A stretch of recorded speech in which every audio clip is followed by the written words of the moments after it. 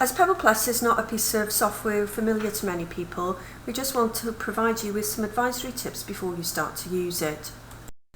Pebble Plus currently uses Flash, and so it won't show all the functionality if you're using a tablet or a Mac, although there are plans to introduce an HTML version later in 2016.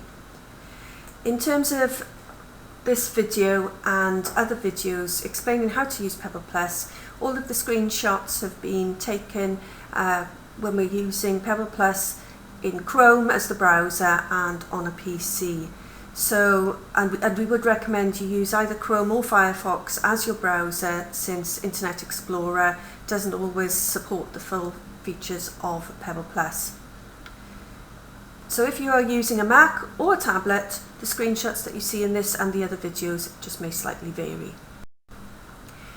Just a key tip: don't use extensive formatting in your document if you're using something outside Pebble Plus, since if you copy and paste it, that will in fact remove all that formatting and all the hyperlinking, and you'll need to reapply it. And another key thing is that the right and left clicks on the mouse won't work.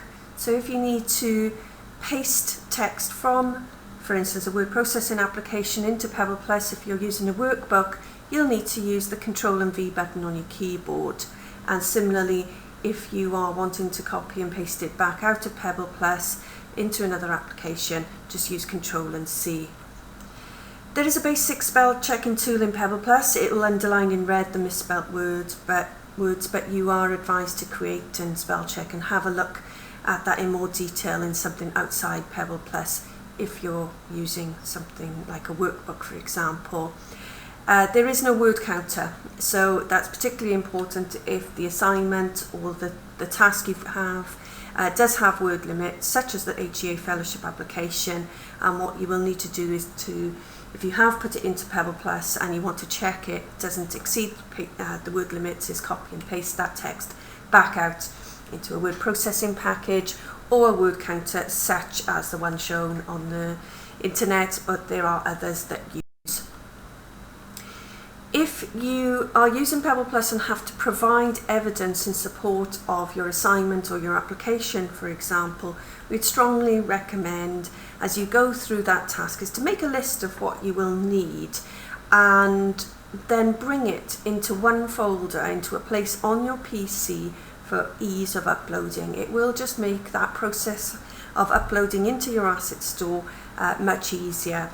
When the HTML version is released later on in this year, that process will become even easier. It'll become much more of an intuitive copy and drag and drop function.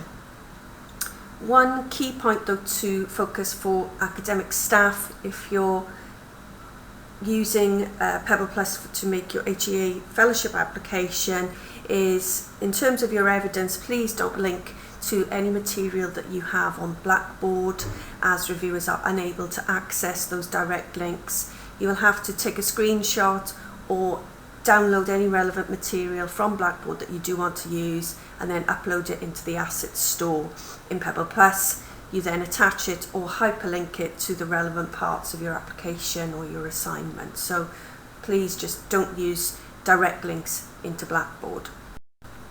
But if you do have other sources outside Pebble Plus, such as that are already on Google Drive or Dropbox, you actually don't need to upload them again into the Assets Store. You can actually do a direct link to those sources, and the URL shown on this particular page will take you into the instructions of how to do that. You can get that under the Pebble Plus help pages and external services, which we'll talk about next. So if you do need help and you're already in Pebble Plus, go and have a look at the help function there on the top right hand side of the menu bar, and this new page will appear. You can either search for listings in the box at the top. Down the left hand side there's some menu items, but also there are some very simple and helpful instructional videos explaining how to get around Pebble Plus and what the asset store is all about. Now, if you don't find the answer to your question, or you're getting a little bit frustrated and you need that personal touch, you can also get in touch with either Louise, Rees in SALT in particular if you're a staff member working on your fellowship application, or Chris Cardew in the Swansea Employability Award, who supports students with that. So we'll be very pleased to give you some help if you need it.